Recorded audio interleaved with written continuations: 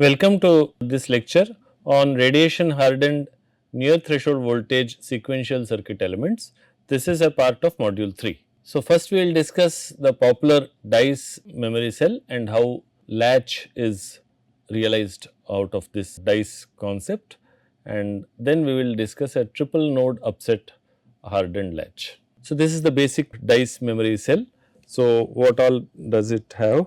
These are 4 back to back connected inverters. So, functionally they are as if you have 4 inverters connected back to back, functionally, not electrically. Electrically the connections are different. So, they would store a value. So, on these nodes. So, this is x naught, x1, x2 and x3. Functionally this is the way it works, but actual electrical connections are different. So, how are they connected? Suppose D, this is D and this is D bar, so complement, and you have, since this was a work which was actually proposed for radiation hardening of memory cell at nominal voltage, therefore pass transistors are used.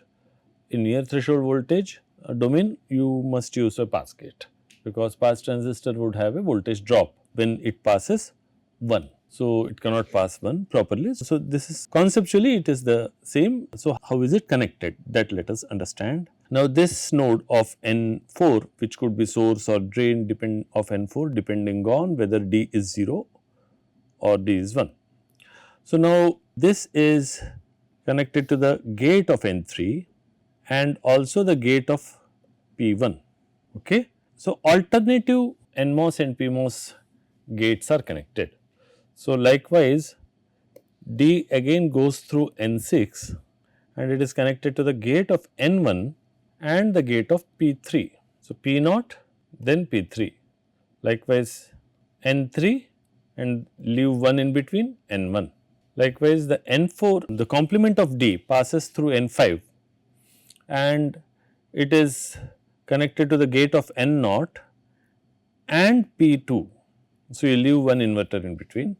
Likewise, N7 again passes D complement D bar and it is connected to the gate of N2 and leave 1 inverter in between and the gate of P0. So, NMOS of, suppose one of the inverters, NMOS of this inverter, if it is connected to one net, then the same net would connect the PMOS of this inverter. So, that is the way. Likewise, suppose NMOS of one net connects the NMOS of this inverter, then it would connect the PMOS of this inverter, as we can see, NMOS of this inverter and PMOS of. So, that is how the connections are. So, now let us try to understand the functionality. In the hold state, when is the hold state? In the hold states, when clock is 0, it is the hold state. So, in that state, we have suppose 0, 1, 0, 1 stored on these nodes. Now, suppose there is a particle strike at this node. So, this will be pulled from 1 to 0 because of particle strike.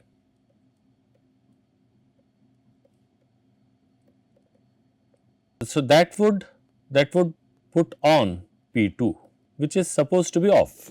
Okay, that would put on P2, which is supposed to be off, and also it would put off N0, which is supposed to be on. But X0 was storing 0. P0 was already off and N0 is also put off. So, this X0 would be floating and P2 was put on, it was supposed to be off. So, this would turn to from 0 to X2 would turn from 0 to 1, that would put off P3. So, P3 is put off, but since X0 is floating at 0, N3 would remain off and X3 would be floating at 1 and P0 would also be on. P0 would not be off. But there is a delay involved, and as soon as this node x1 goes from 1 to 0, immediately x2 cannot go from 0 to 1. So, x2 would take a time, it is a transient phenomenon, and x2 would rise slowly. So, therefore, it would not really go to 1, and it would partially increase, the voltage of x2 would partially increase, but in the meantime, because P1 is on, P0 is floating at 0, x0 is floating at 0. So, P1 is on. So, P1 will again charge x1 back to VDD, N1 is still off because of the delay involved. So, N1 is not completely turned on, P1 is completely turned on because x0 is floating at 0. So, P1 will charge this back to 1 and P0 will again be off. There will be a glitch here, but it will charge back to 1, this node x1, and that is why we will find that the dice latch or dice memory cell finally comes back to the original state. So, that is what is being shown in these figures. So, here x1 is seeing a fall, a dip, and therefore, the other nodes are also switching as we have discussed, and but finally all the nodes are restored to their own values. This is similar to the example that we have discussed. So, this is a inverter latch.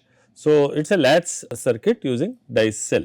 So, let us try to understand its, so it is again using the dice concept, and let us try to understand its normal operation first. So, when the clock turns high, D is passed through these two nodes. So, these two, so here you get the value of D. When clock turns high, so D invert is seen here and also here, and again here you can see D invert. If you can see, this is a pass gate in some sense, it is functionally it is a pass gate. So, you have D invert which has been obtained at 2 locations, and now this D invert is passed to the output.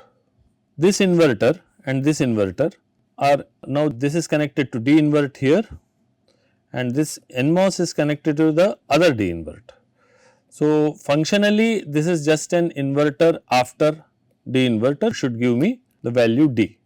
This should also give a value D functionally, but we can see that the gate terminals of the PMOS and NMOS are alternately connected to the 2 D invert outputs.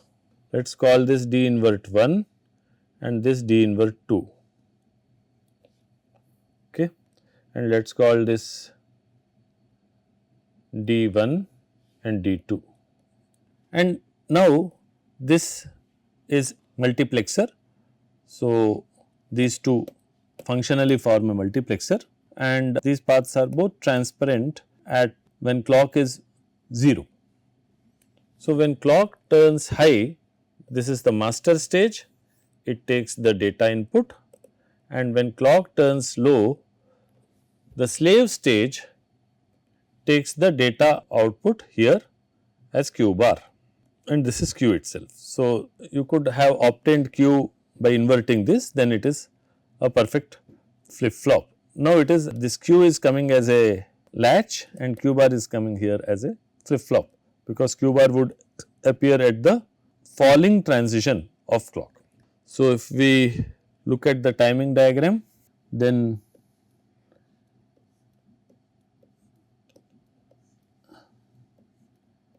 if this represents the clock, then if D changes here, D1, D2, D complement 1 and 2, you would change here, and Q bar would change after the negative clock edge.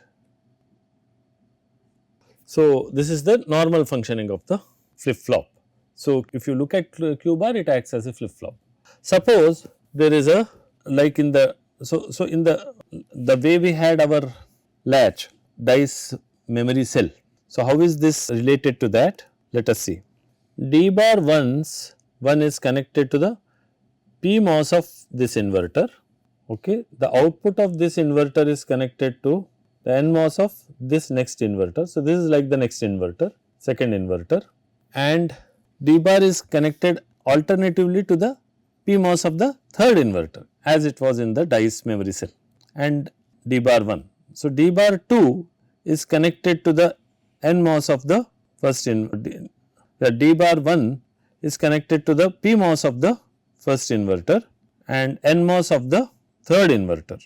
In the hold state, when clock is hold state of the path, so when the clock is 0, so there is a feedback here and this path is in the hold state. Q bar feeds to this and also Q bar here, this is also functionally Q bar. So, this again feeds to this path. So, this is a feedback path, is not it? So, this is functionally like a back to back connected inverter. This connects to the PMOS and NMOS of this and this connects to the NMOS and PMOS of this. So, this is functionally a back to back connected inverter. So, suppose there is a particle strike here, this is 1 and this goes from 1 to 0. So, that will put off and not. So, there is a particle strike here. So, N naught is now put off, but Q bar was already 0. So, it will float at 0 and it is connected to P1. So, P1 will be remain on. So, it will charge back. So, there will be, it will charge back the node D1. So, it will charge back this node and therefore, the value will be restored. So, that is how this clocked latch using a dice cell would work. Suppose D1 finds a glitch in the hold state.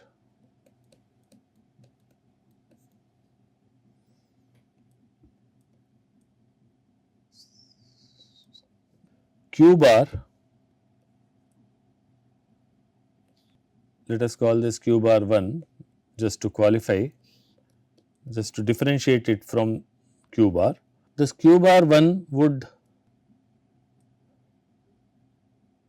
remain at floating at 0 and therefore, D1 would be restored back through P1.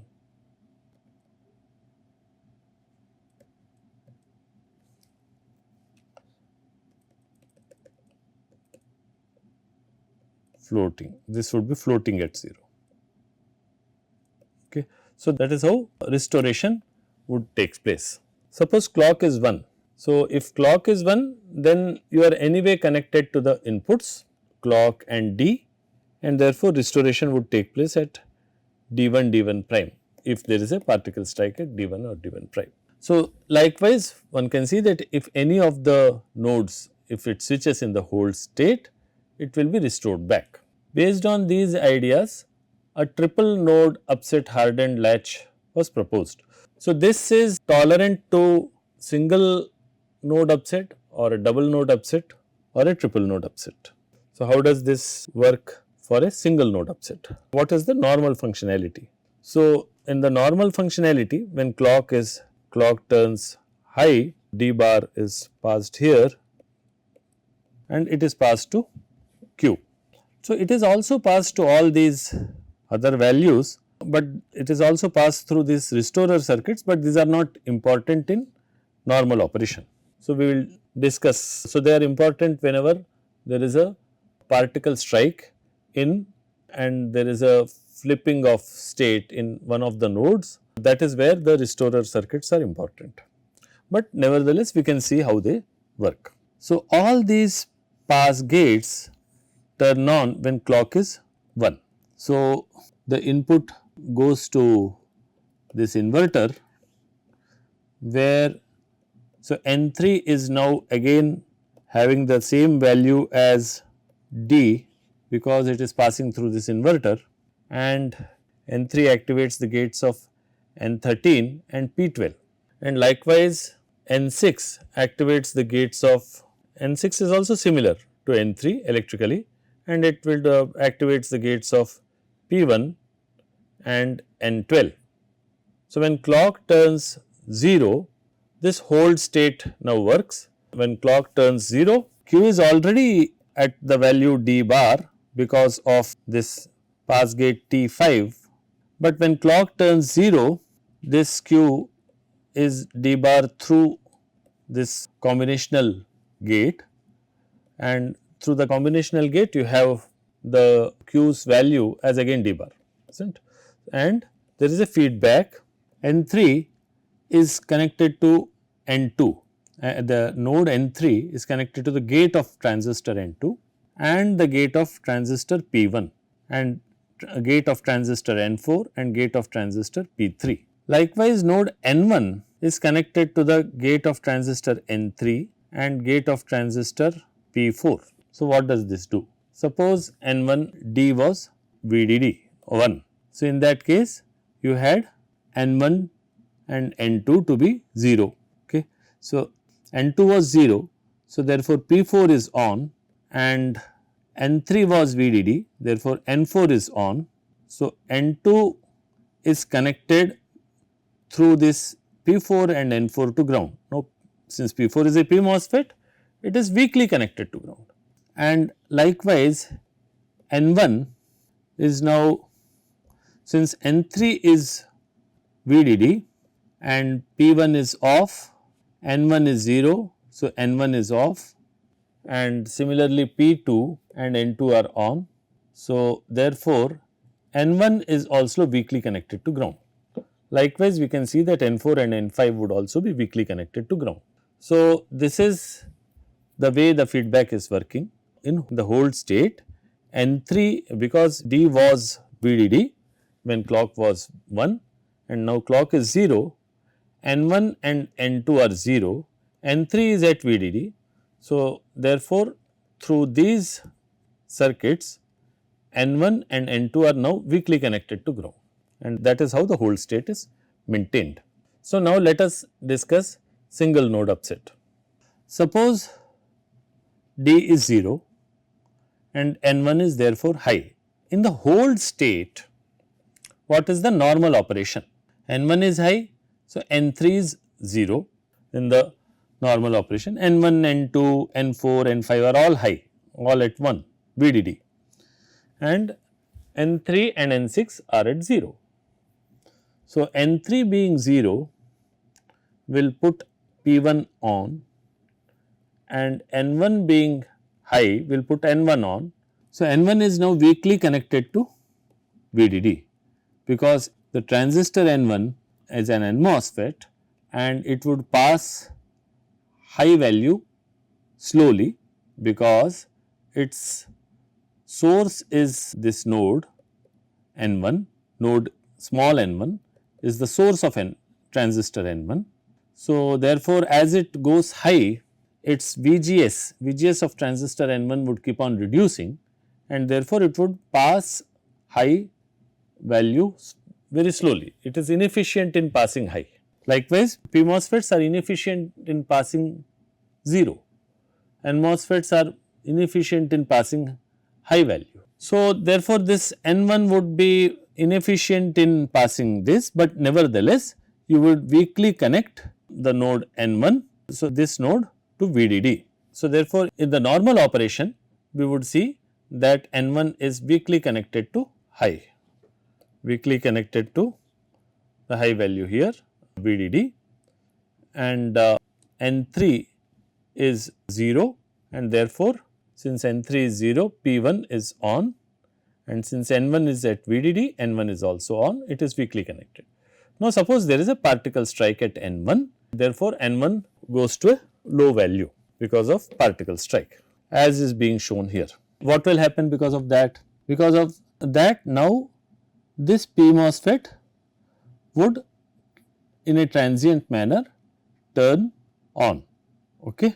So, that can give a transient at N3, but that will entail a delay, that will itself entail a delay, and N5 is connected to N2. So, N5 is anyway on.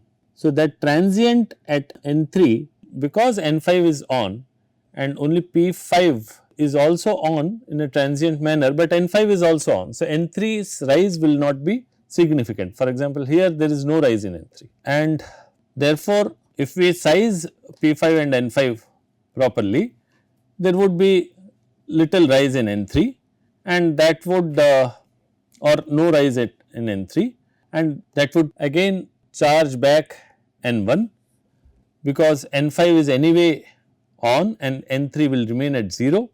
So, therefore, P1 would be kept on, and even in the case when N3 is affected and N3 turns to a larger value, it will put on N13 and put partially P12 would be off, but that would not disturb Q because through N6 N12 and P11 are in the correct state. N12 is off and P11 is on. So, you will have Q floating at the earlier value. So, even if N3 is affected, its value is, so in this case it was not affected, but in case it is also affected, even in that case you would find that through this combinational circuit or combinational multiplexer stage you can call it, or combinational majority gate, you can see that the output state will not change because both the pull up and pull down networks will be in a high resistance state. In case N3 was 0 earlier, and because now N1 is going 0 and P5 suppose charges N3 partially, N5 is anyway on. So, even in that case P2 will be partially off and N13 will be partially on. So, N12 was anyway off and P11 was off. So, if P12 is partially on, P11 was on, this was on earlier strongly, now it is partially on. N13 is partially on, but N12 is anyway off. So, therefore, Q is not affected even if N3 is affected because of the transient fault at node N1. So, for single node upset, if we can similarly see for N1, N2, N4, N5, similarly there will be no effect. Suppose this single node upset happens at N3. So, N3 value goes from suppose high to low. In that case, P12 is put on, but P11 was off. So, that does not affect the pull up path. N3 was high, N6 was also high. Therefore, N3 and N6 in normal operation are having same values. So, N3 was high, but and N6 was also high. So, P11 and P12 were off, but N3 goes low because of particle strike. So, in that case we would see that P12 is on, but the pull up path is off and N13 is off. So, Q would float at 0. Q was earlier 0, it would float at 0. So, that is why even when you have a particle strike at N3 or N6 and flip of N3 and N6, it would not change the state of Q for single node upset. Let us now see two node upset, simultaneous two node upset. So, if we for that first let us see this layout. So, in the layout N1, N3, N2 are close by, N4, N6, N5 these nodes are close by. So, these close nodes whenever there, so whatever drains are very close to each other, there a particle strike on one of the drains can affect the adjacent drain because you can share the charge. So, it is or the funnel that is formed can also be shared. So, those drain nodes which are close to each other can get affected if they are both at VDD, both are high. So, one of them being pulled down can also pull down the adjacent drain node. So, that can cause a double node upset. So, all such nearby drains which can go high simultaneously are listed here, and so if suppose N1 and N2 simultaneously go low, then what happens? N1 and N2 simultaneously get affected like this by a transient fault, by a particle strike. Simultaneously both were VDD. So, N4 and N5 were also VDD in the hold state. Now, both are pulled down. So, what would happen? P5 would turn on, N5 would turn off, which is not what we want. So, N3 would turn high, N1 and N2 both go low because of particle strike, and N3 turns high, as you can see here. So, Q was high, okay. So, N3 turns high, P12 turns off and N13 turns on, but N12 is already off. So, therefore, pull down path is also not activated. Pull up path is put off, but pull down path is not activated because of this, and Q remains floating at its value, as you can see. Likewise, suppose N1 and N4 are simultaneously affected. Then this is like the earlier case of single node upset, and therefore, through the feedback N1 and N4 would get restored to their values. What about this stage? So, here if they simultaneously get affected, this is off and this is also off. So, in that case Q was anyway high and P11, P12 are off. So, N1 and N4 getting simultaneously affected, that can affect N3 and N6 partially. So, N1 and N3 are turning from VDD to 0, N1 and N4. So, that can partially affect N3 and N6, but as we had discussed in the single node upset case, N1 and N4 would be restored back, and therefore, in the hold state this circuit would get restored. Suppose N1, N2 and N4 all turn from VDD to 0 because of a particle strike. So, now this would affect N3 because N1 and N2 are both getting affected. So, N3 can get affected. Like in the single node upset case, this second restorer circuit will restore N4 back to its original value, and therefore, in this combinational majority gate you would find that both the pull up and pull down networks would be off and Q would be floating at its original value. Likewise, if N1, N2 and N3 are simultaneously affected, again pull up and pull down paths would be floating, would be off because N6 is at its original value and N3 can switch. So, in that case again both would be floating at their original values, and therefore, you would find that Q would not be changing its value. So, this is how the 3 node upset can also be handled. So, what we have is in normal operation, this is a very fast latch, and whenever there is a particle strike and single node or double node or triple node upset in the hold state, we would find that it restores to its original value. Either it restores to the original value in the restorer circuit, or through this combinational gate Q is left floating and therefore it does not change its value. So, in this lecture we discussed the popular dice latch and how it functions, in what is its normal operation, and in hold state whenever there is a single node upset, how it restores to its original value, original state, and we discussed a triple node upset tolerant latch, and in that latch we discussed how it restores its value for single node upset and either restores its value or keeps the output in a high resistance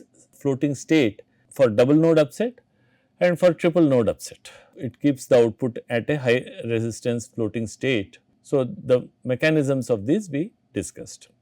Thank you.